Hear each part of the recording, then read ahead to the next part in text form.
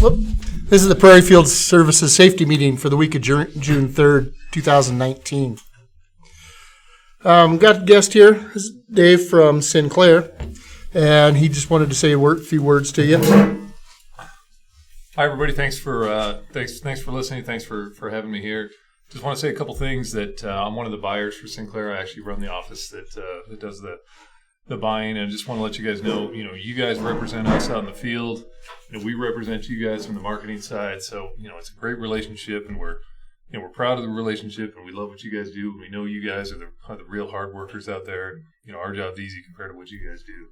So I just want to say, be safe out there. Sinclair always has your back. If you're in a situation that you feel like is not where you want to be, not safe because of access, because of tanks, whatever it is, we're not going to second guess you on any of that stuff. We're not going to be pushing you to go, take a risk if you feel like it's not a place where you need to be or something's being compromised. So just want you to know that we got your back, and we appreciate everything you guys do. Tons of respect for everything you guys do for us, and we're thankful for that. I brought a couple things here, and if you have any questions, happy to answer. But thanks for everything you guys do. Thank you. Can we get the Sinclair LAC graded?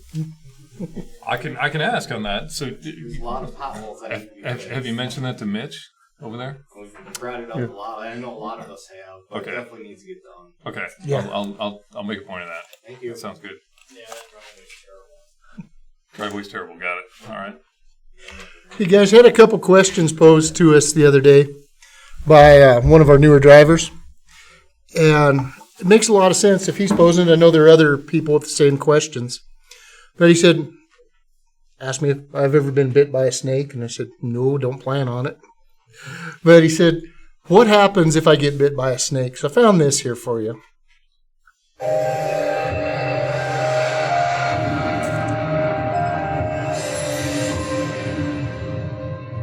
If somebody is bitten by a rattlesnake, do not apply a tourniquet or tight band around the wound. Do not apply cold packs or ice to the skin. It will not slow the spread of the venom. Do not use your mouth to suck out the venom. Do not consume alcohol, caffeine, aspirin, or anything by mouth. Do not run or panic. An increased heart rate will speed up the venom through the blood system. Do not attempt to catch the snake or bring it into the hospital. If you are bitten by a rattlesnake, identify the species of the snake. Make sure that it is a rattlesnake. Move the victim away from the snake's striking distance to prevent any further bites. Keep the victim down, still, and calm.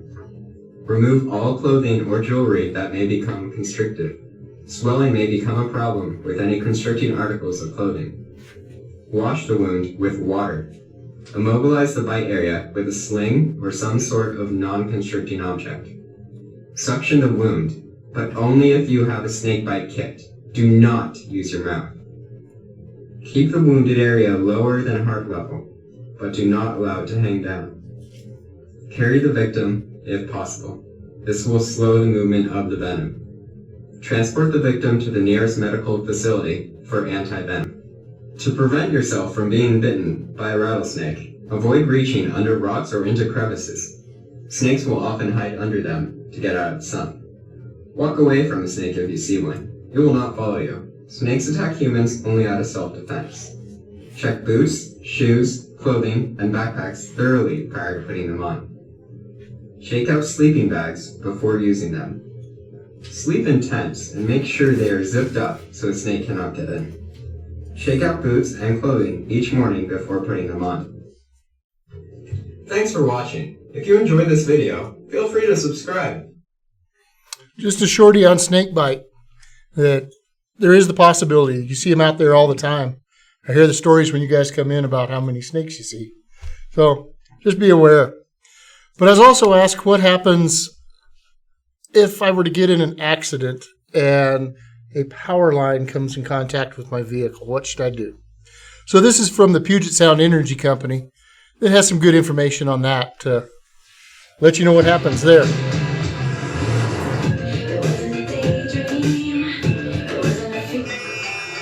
Hello. Sorry, my meeting ran late. I should be home in about a half an hour. Sure. I can pick up dinner. What do you want? Hot and spicy. That's what I'm talking about. I will. I love you too.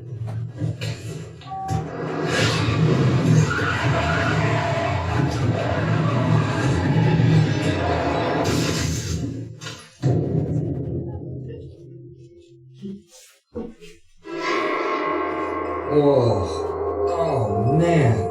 So that's what an airbag feels like. My car. Great. I should probably get out and see how bad the damage is. Wait. Are those telephone wires or power lines? Either way, they could be hot. No way to be sure. Don't take any chances. Just stay in the car and call 911. Good thing I actually paid attention during that safety meeting. Hi, this is Stephen Stonebanks. I've been in a car accident. I hit a power pole. I'm on Highway 18, somewhere east of the 356th Street exit, a couple of miles. No, I'm okay, but there are power lines on my car. Okay, yeah, I know. I won't move until you tell me that the line is de-energized. Yes, I will stay put. Okay, please hurry. Thank you.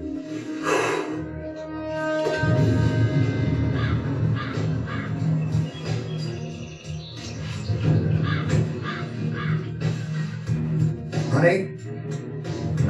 Listen. I've been in an accident. I'm fine. I hit a power pole. The car is a mess, but I'm okay. Yeah, I've called 911. They're on their way. Oh no. Hey! Are you okay? Hey! Stay back! No, don't come any closer! You could get shot by the ground around these down power lines. Stay back about 35 feet and make sure no one else comes near. Okay. I've called 911. They're on their way. Thank you. Honey? No, I'm fine. No, don't worry. Yeah, the police are on their way.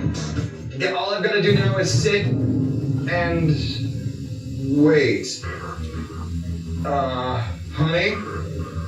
I gotta call you back in a couple of minutes. Oh boy.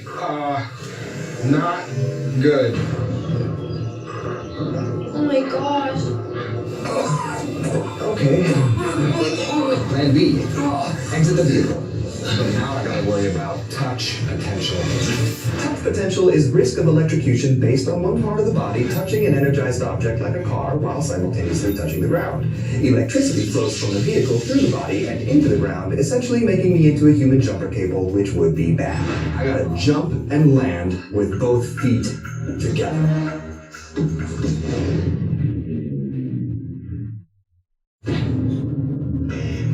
Whew. Okay, now step potential. Because the ground is energized, electrical current can travel through me if my feet aren't close together. Electrical current enters through one foot and out the other. The further apart my feet are, the greater my chances of getting shocked. So I must move away using short, shuffling steps. Shuffle, shuffle, shuffle. There you go. You got this, Steven. No large steps. Just keep on shuffling. Every day I'm shuffling. I'm sorry, I can't come to the phone right now. I'm busy trying to stay alive at the moment. Almost there.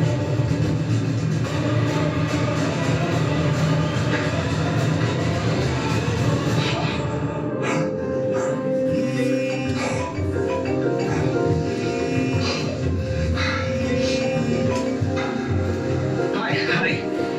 No, everything's okay. No, nobody got hurt today. Well, except the, remember how we were talking about getting me a new car?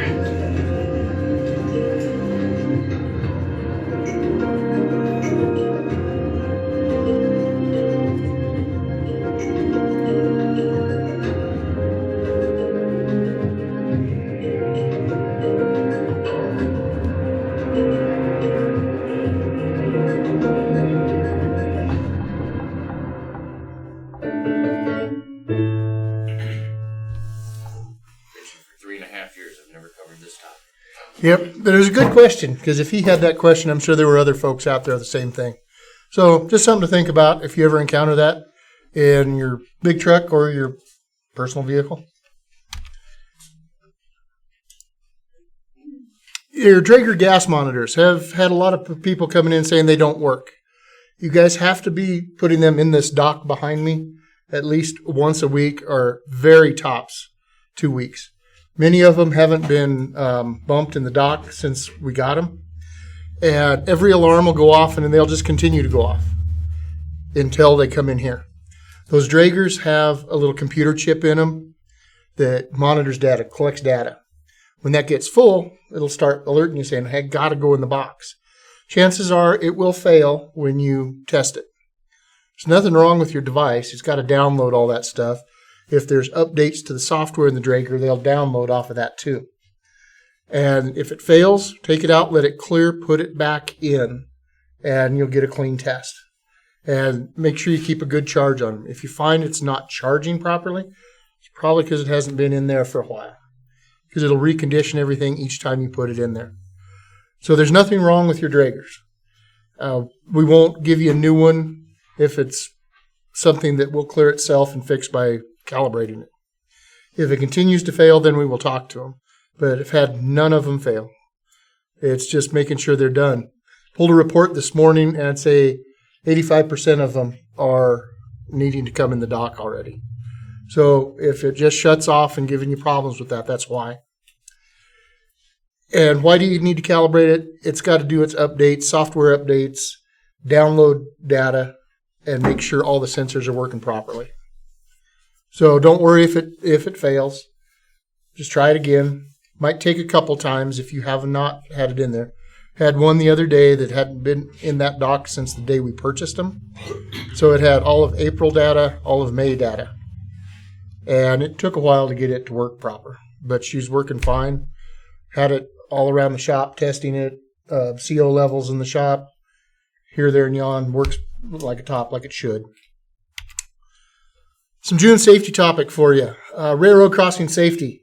If you're in a placarded vehicle, remember you must stop, flashers, roll down your window, look. If you're in a non-placarded vehicle, you should be looking well ahead to see if there's trains.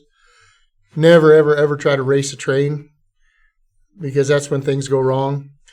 As you're crossing those grades, you should not be shifting gears. You need to keep them in the gear you're in. And then protect yourself working at heights. We do not have fall protection in our trucks, so there's no reason you should be on top of the tanks, your tankers, and by all means, not on top of the production tanks. We cannot be on top of those at all. You're over 4 foot. You got to have some fall protection there, because either one could be some real fatal consequences.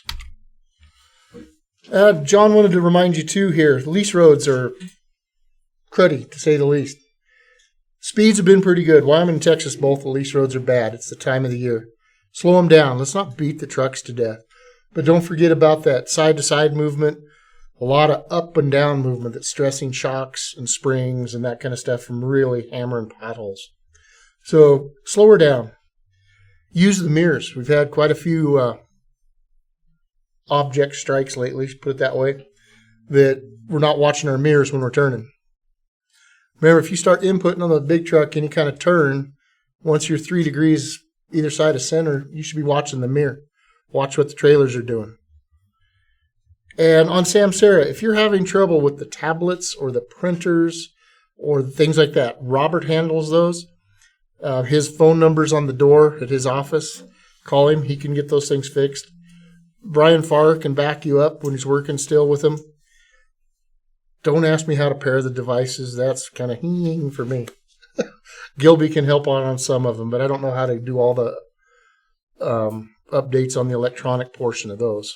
If you ever get into a truck and there's not a tablet, or you got a tablet that's not working and you need a different one when Robert's not here, we're trying to keep a couple spares in dispatch, but we need to know why your tablet's not working. So put a Post-it note on it, who you are, what it came from. And dispatch has a sign-out sheet. They can give you another tablet, and we just want to know where that stuff's going. We have over 200 and some tablets on our inventory. We're only able to account for like 130 of them. So it's because they keep bouncing from truck to truck to truck. don't ever just pull one out of a down truck in the shop. We need to account for these. Dispatch should have 2 of them at all times, so please don't take anything out of any other trucks. Sometimes we're told to, so they need to know they're not supposed to. Some of these guys are. So I'll put that out there. I'm telling you, you're not allowed to take anything out of another truck, and if anybody tells you, text it to me and I'll go handle it with them. What about the fact that when you log in and you pick your trailer, it lops off immediately? So you can't do pre-trips on your trailers. And I drive double bottom, so it's... Is it just because your trailer's not in the system? No, it's there. I pick it, and then as soon as you pick it and you go back over to get into your DVIR, it just disappears. So that's text Brian about that, and you can even mention to him that Gilby says you need to get a hold of Sam Sarah about this. And then like probably 5-6 hours later, I'll get in to do my break, and it'll be there. So it's disappearing for a few hours and then showing back up. Yeah, that sounds like a software issue that they need It's to just look weird. at. I drive a double bottom, so and then people keep picking my trailer for some reason. Take screenshots when it does that, so Brian has something to work with. I think with the screenshot, you can just hit the. Actually, those don't have bottom buttons. I don't know how to do a screenshot on those tabs. What? I know they do it. Take a picture of it. Just take a picture of it. Mine has a bottom button. I have an old original tablet. Well, maybe that's the problem then. Oh, Texas CRUDE, they're cruising right along still. They're staying steady. They got some flowbacks with WPX coming, and they're going to be picking up some more volume down there. So we're actively looking for more volume. We had some stuff that was dedicated to pipeline that they didn't have the pipes to their wells yet. I think we got one well left that's still not on pipe. We're hauling one today, and after that, so our volume is going to go down for Texas a little bit. So we're actively looking. If you guys got any leads, let us know. Reach out. Maybe Dave can find us some more oil. We'll do our best. Wyoming CRUDE, you guys have been averaging about, 51,000 for the last couple of days? The whole month of May, even with we had 4 days of 60,000 barrels a day, but the whole month of May we averaged 52,630, I think. It's definitely a record for us for a whole month. And then the water division, they had some slow times there because there was a lot of down trucks, some issues. They're picking back up. They're around, yesterday they were over 8,000 barrels hauled. Yeah, we're still doing the service work, or billing hourly. We have a meeting with Chesapeake tomorrow. We're planning on, preparing to take on more of their water route. So it's all good stuff in the future. Softball team, they're 1-2. They lost last night, but their next game's the 10th at 7:10. If you want to go out and see them, if any of the guys strike out, there might be somebody wearing a tutu for the inning, so be worth seeing. Some of the things Mary wanted to talk about for Texas operation, and it holds true for you guys here also. When you pick up your load, you got your ticket number or your shipping ID number. It needs to be in there when you have that load on you. You shouldn't be holding them till the end of the shift and putting them all in, because if you were to get stopped, they're going to say, "Where's your shipping ID number?" on your log that coincides with what's in your tanker. They need to be in there on each one. A lot of the time on that Sam Sarah, I don't know if anybody else has experienced this or not. Like today, I was sitting at the LAC on 59. I can't get into it. It's showing me as off duty all the way until 1 o'clock. When I know damn good well, I log in, and a lot of times it won't actually show my logs until I get back to town and get full 4G. So part of the issue with that is our Sam Sarah units are AT&T. Mm-hmm. Our tablets are Verizon. So if the Sam Sarah box and the truck's not communicating, you might not see your up and down for your on-duty drive, but once they sync together, it comes in. But you're saying on your tablet you can't even access it to put... Well, a lot of times, like with me, when I try to enter that stuff, trailer, it'll kick my trailer out. I'll enter my ID numbers, it'll kick all those out. We'll look into those. Just like a consensus in the room. Yeah. Yeah. Okay. I thought it was special. Do it on Not. your phone. It won't do it. Like you got 3 times, you can find it. Sometimes it works good first time. So like you punch the number in and you go out, next time you go back to look in there, it's not there, so you gotta punch it in again. Yeah. You have to be like on a Wi-Fi or something. Like if you do it in the yard, it'll save your numbers. But if like you put them in out there and like you leave Samsara and go back in, it'll all be gone. So one thing that the Samsara does offer is they do have Wi-Fi hotspot in there where if you're out there, you can connect to the hotspot. And what's the password for that? PFS123. I believe so. PFS123. Samsara tells us if we connect it directly to it, it will communicate better there. But then the problem is we might have worse cell phone coverage because it's AT&T. So you'll want to turn the Wi-Fi back off to get your dispatch CRUDE stuff to push through. So how do we get this all fixed so we don't have to do all these zigs and zags to get everything to work? Get them to put more cell phone towers up. Do a handwritten ticket and keep going. You need more That's what I've been doing, just paper ticket. So I mean, it's the future. There's everything's going electronic. The deregulation is the only thing that's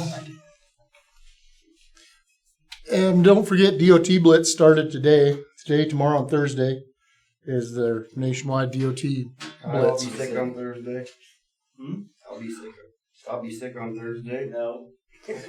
Yeah, their focus is I'll Right. give you a hot toddy. brakes and lights. How is he gonna get pulled over? Yeah, brakes, lights, suspension, and steering. They're looking at all that stuff. So remember that started here. And Mary also had a ticket correction competition. She had a big rash of ticket corrections. So the one with the fewest or none for May, which was Greg Krasinski. He won a U-line cooler, and she and James gave him 2 fresh cut ribeyes to go in his cooler. Once again, the DOT Blitz. Secondary cam lock securing devices. You know, if you're on a Chesapeake, it's required there. There's little plastic clips that go on your cam locks. We should have them on all the time. We had a spill last night that would have prevented on the cam locks coming loose. The shop has them. Ask them for them. If they don't, let them know so we can get some more ordered down there. And your pre-trips just doesn't include your truck. Make sure you have everything you need to do your job, like hand tickets, seals, all that stuff. Because once you get way out there and the issues we just talked about on Samsara or signal altogether and you can't print a ticket on CRUDE dispatch, you got to have a book of tickets to be able to write a hand ticket. Make sure you have everything you need to do your job. And Gilby. Like I mentioned, we're having a meeting with Chesapeake tomorrow, and we're looking to increase our water fleet. So if you guys know Quality Drivers, one of our local companies here in Casper just closed their doors today, so we had a few people pop in and drop some applications off, and we'll take a look at those, which kind of helped us in the shop. I think John was able to hire 2 full-time service truck drivers today, so that'll help hopefully in the road calls and everything. I know you guys probably called the shop and they're like, well, I don't have anybody to send out. We should have them in the field most of the time, Monday through Friday. And we're still looking for some quality mechanics. If you know anybody that's, actual mechanic, knows something about trucks, I don't want no helpers that don't know what even a wrench is, but send them our way. We want to get this, you guys have seen out here, I think Friday we had 28 different trucks down. It's a lot for 8 mechanics to try to work on in one day. So we want to build our team out there and be able to get this stuff through faster. We did send half of our trucks to third party to try to speed up getting them fixed, but third party's busy as well. So Isn't there a job fair coming up here before too long? I'm sure there is. So I know we're going to be set up at one of the energy conferences. That's the job fair. Anything to add on the shop stuff? No, we're pushing forward, and we're gonna have a few changes that'll come about slowly. But water will have its own direct mechanic. CRUDE will have their own direct fleet mechanic. to help streamline information and keep things flowing through that. With the DOT safety blitz, remember SCAMs, stop your brakes every time you're at a stop before you hit pavement. Get those SCAMs to adjust back in properly. And then, there was something else I wanted to say today. I'm me right now. So, that's all I got. Well, Donna, anything else? If anybody has any issues with their pay statement, I'm seeing right after the meeting. Kyle? I'm good. Kim? Just remember the 50/50 raffle tickets. If you guys want to buy them. If you don't know what a 50/50 raffle is, that means that we pull the ticket out. Whoever gets the winning ticket gets half the cash in the pot. Currently, it's a little over $200. So whoever wins is going to win over $100. If anybody in our remote locations wants to buy tickets, get with me. They're $1 a piece or 6 for $5. Get with me and we can work something out to get some tickets bought. Have until the 11th. Next Tuesday, we're going to pull the winner. Jason? Not at the moment. Brent? No, just, pre-trips you've already covered. Everything else is. Any questions from you guys, or comments, or concerns, or anything? You got anything else, Dave? No. Well, we appreciate you coming in today and watching online. And yes, Drew, I see you're on there. Don't worry. Well, thanks for participating, guys.